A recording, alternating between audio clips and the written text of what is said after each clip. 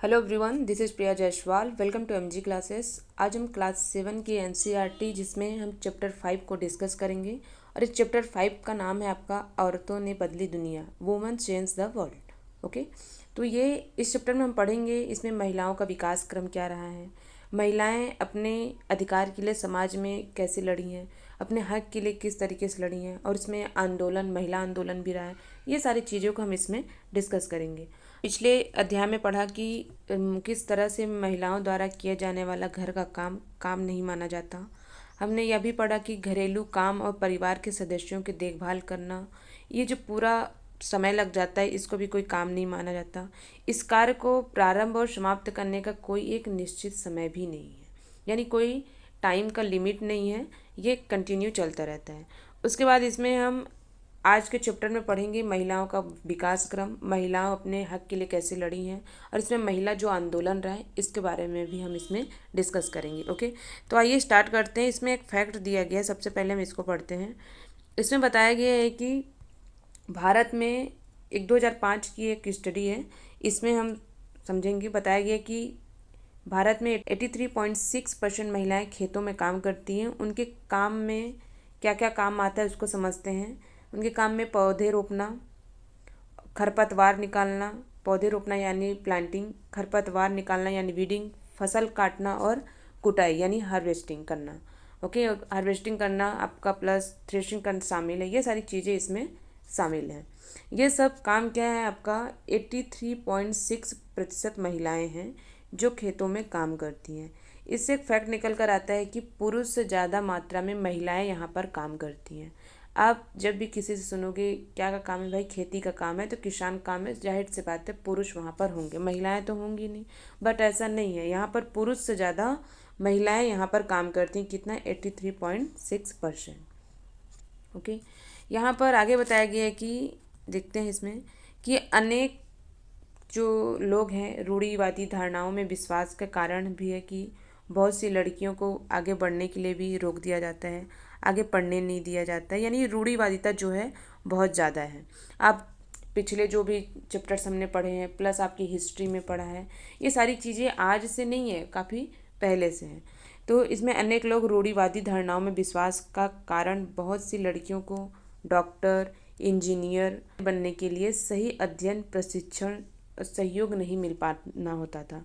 मतलब उनको जितना सहयोग लड़कों को मिलता था, पुरुषों को मिलता था, उतना लड़कियों को नहीं मिल पाता था। ये सारी जो फैसिलिटी होती थी, जो सुविधा होती थी, ये सब चीज़ें लड़कों को मिलती थी, जिस कारण क्या होता था, महिलाएं काफ़ी पीछे ही रही हैं।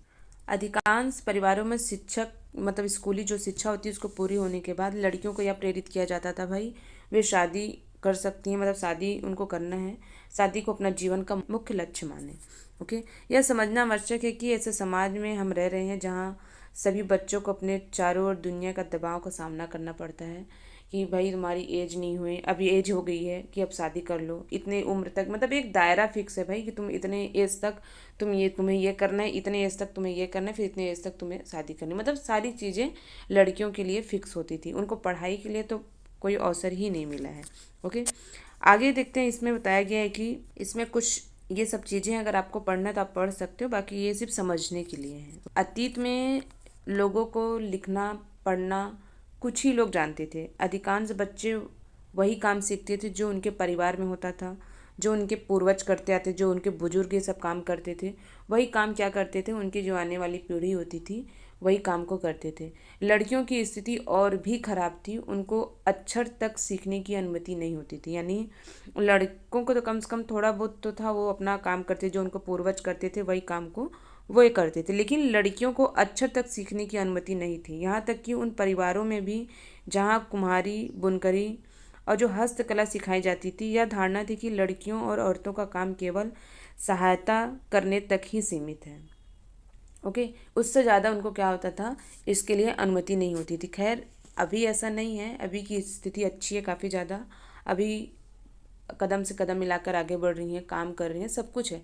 लेकिन आप एनसीईआरटी पढ़ रहे हो तो आपको ये सारी चीज़ें जो अतीत में हो चुकी हैं आपको वो पढ़नी पड़ेंगी, वो आपको देखने को मिलेंगी। ओके, और आप पिछले मतलब कुछ इलाकों में चले जाओ, अभी भी कुछ जो ग्रामीण एरिया है जो बहुत ज़्यादा पिछड़ा है, वहाँ पर भी आज भी आपको ये सारी चीज़ें देखने को कहीं ना कहीं मिल ही जाएंगी। हाँ, सरकार के द्वारा बहुत ज़्यादा कोशिश की जाती है कि ये सारी चीज़ें को हटाई जा सके, असमानता को दूर किया जाए, लेकिन कहीं ना कहीं ये सारी चीज़ें आज भी हैं। ओके, लेकिन हाँ, स्थिति पहले से काफ़ी ज़्यादा बेहतर है। यहाँ पर कुछ फैक्ट दिया गया है इसमें रमाबाई के बारे में। जो ये रमाबाई बाई हैं, ये आप यहाँ पे देख सकते हो। इनका 1858 से 1922, ये पुणे की थी। ये महिला शिक्षा थी। महिला शिक्षा में इन्होंने बहुत अच्छा काम किया है। याद रखना, जो मेन पॉइंट हम उसी को देखेंगे क्योंकि एग्ज़ाम में जो पूछा जा सकता है। ओके, उसके बाद हम आगे देखेंगे इसमें रमाबाई के बारे में, सॉरी राम सुंदरी के बारे में, जो कि ये 1890 का तक रहा है इनका। और ये कहाँ से थी तो पश्चिम बंगाल से थी। इनकी एक आत्मकथा थी जी जो इन्होंने लिखा है, ठीक है। और इन कौन सी भाषा में लिखा है तो बंगाली भाषा में। आत्मकथा का नाम क्या है तो आमार जीबन। आप यहाँ पे देख सकते हो, आत्मकथा का नाम क्या है तो आमार जीबन, जो कि इन्होंने बंगाली भाषा में लिखा है। अगर एग्ज़ाम में आए तो आपको पता होना चाहिए। राम सुंदरी, रमाबाई और एक है, दो और हैं इसमें, रुकैया हैं और लक्ष्मी लाकरा हैं। तो ये सब आपको पता होना चाहिए क्योंकि एग्ज़ाम में फैक्ट से रिलेटेड क्वेश्चन आ सकते हैं। ओके, तो हमने पढ़ा रमाबाई के बारे में और फिर क्या है राम सुंदरी के बारे में। राम सुंदरी का कहाँ से थी तो ये पश्चिम बंगाल से थी। आत्मकथा इनका आमार जीबन, कौन सी लैंग्वेज में तो बंगाली भाषा में। आगे देखते हैं इसमें हम रुकैया सखावत के हुसैन के बारे में। ये क्या थी, ये एक लेखिका थी जो महिलाओं के लिए इन्होंने बहुत अच्छा काम किया है। इन्होंने स्कूल खोला है। ओके, उसके बाद हम आगे देखते हैं इसमें हम लक्ष्मी लाकरा के बारे में।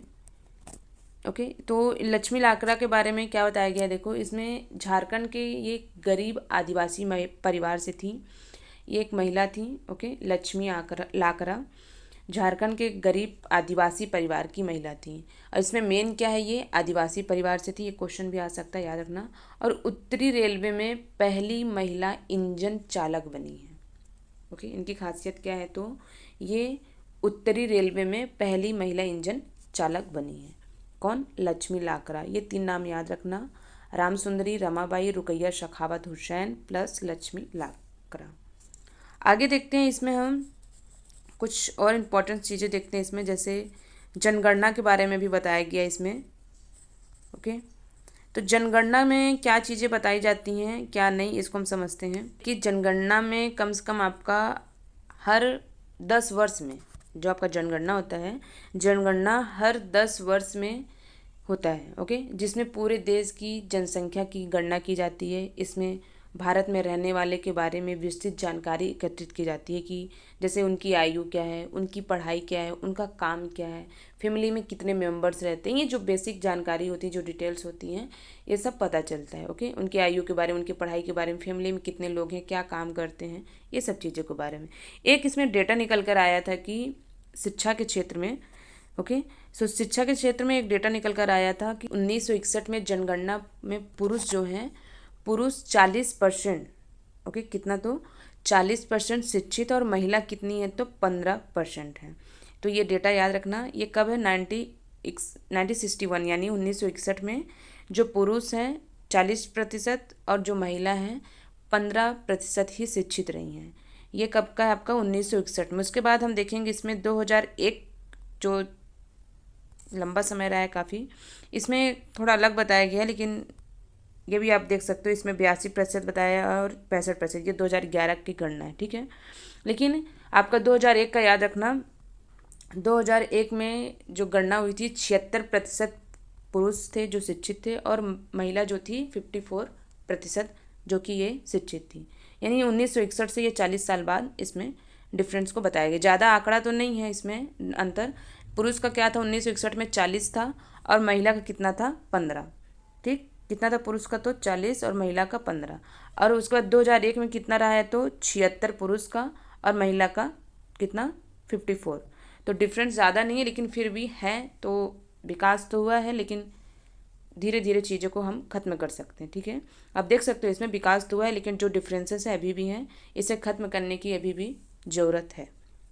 आगे एक फैक्ट है, इसमें हम देखते हैं जो जनगणना हुई है इससे एक फैक्ट निकल कर आया है कि जो महिलाएं हैं वहाँ पर, जो दलित, आदिवासी और मुस्लिम लड़कियों की प्राथमिक शिक्षा भी पूरी नहीं होने की संभावना अधिक होती है।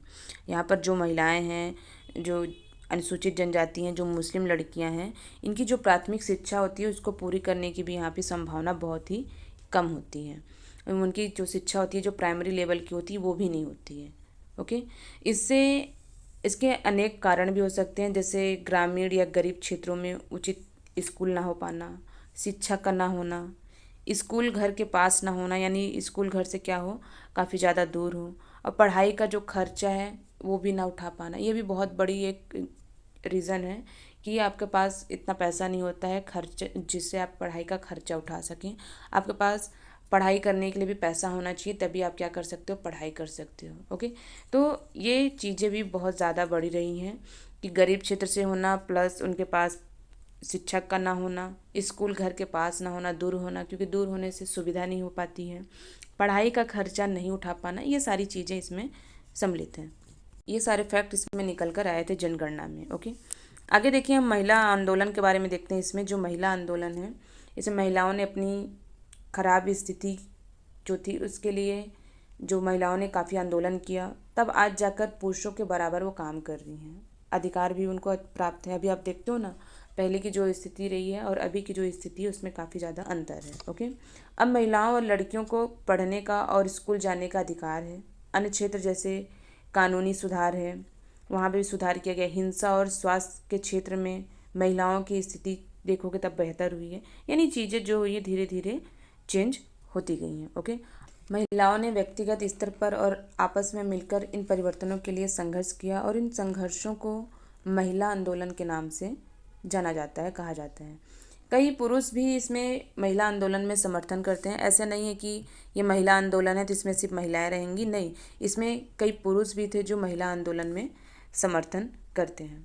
आगे हम देखेंगे इसमें सरकार के काम, क्योंकि इसमें महिलाओं ने अपने व्यक्तिगत स्तर पर संघर्ष किया, आंदोलन किया। इसमें सरकार के क्या काम रहे हैं हम इसको समझते हैं। ओके, कि घर के अंदर शारीरिक मानसिक हिंसा भोग रही जो औरतें हैं उनको कानूनी सुरक्षा दिलाने के लिए वर्ष 2006 में एक कानून बना है।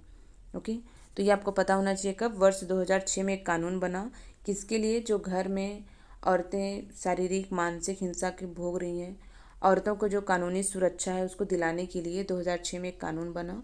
अब कार्य के स्थान और शैक्षणिक संस्थानों में जो महिलाओं वहाँ पर काम करती हैं उनके यौन उत्पीड़न से बचाने के लिए सर्वोच्च न्यायालय ने 1997 में दिशा निर्देश भी दिया है। ओके, इससे बचाने के लिए क्या किया, 1997 में दिशा निर्देश दिया। यह सरकार का भी कर्तव्य है कि समाज से इस तरह के जो असमानता है उसको ख़त्म करें, और जो सरकार को ये सब चीज़ों के बारे में कोशिश करना चाहिए। चीज़ें हो भी रही हैं, सरकार भी कोशिश कर रही हैं, और ये धीरे धीरे क्या हो रहा है, कम है, लेकिन ख़त्म तो नहीं है, आप भी देख रहे हो, इसको बोलने की ज़रूरत नहीं है, लेकिन हाँ, सरकार की तरफ से भी काफ़ी ज़्यादा इसमें प्रयास किए जा रहे हैं।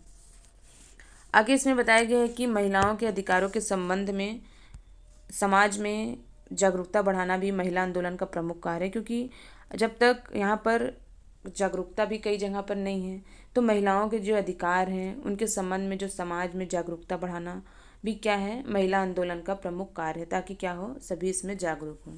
आप यहाँ पर देख सकते हो जो जागरूकता बढ़ाना है, चित्र में देखिए, औरतों के अधिकारों के संबंध में समाज में जागरूकता बढ़ाना भी क्या है, महिला आंदोलन का प्रमुख कर्तव्य है, कार्य है। इसको किस तरीके से, तो गीतों के माध्यम से, नुक्कड़ नाटकों व जनसभाओं के माध्यम से बस अपने संदेश को लोगों के बीच पहुंचाती हैं, यानी लोगों को जागरूक करना भी बहुत ज़्यादा ज़रूरी है।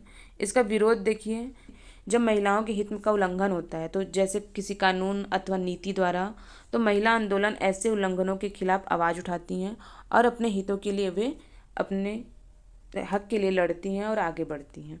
ठीक है, तो आप यहाँ चित्र में देख सकते हो। ओके, तो ये आपका जो चैप्टर 5 तक कंप्लीट हुआ। इसमें इस चैप्टर में आपको ज़्यादा फैक्ट तो देखने को नहीं मिले हैं, थोड़ा बहुत ही है, लेकिन हाँ कुछ कुछ है जो याद रखना वो एग्ज़ाम में भी आ सकता है। तो आप एक बार ऐसे सरसरी तौर पर भी पढ़ लेंगे तो आपको ये माइंड में रह जाएगा क्या क्या चीज़ें इंपॉर्टेंट हैं इसमें, क्या नहीं है। ओके, तो हम नेक्स्ट वीडियो में देखते हैं आपका चैप्टर 6। Okay, thank you.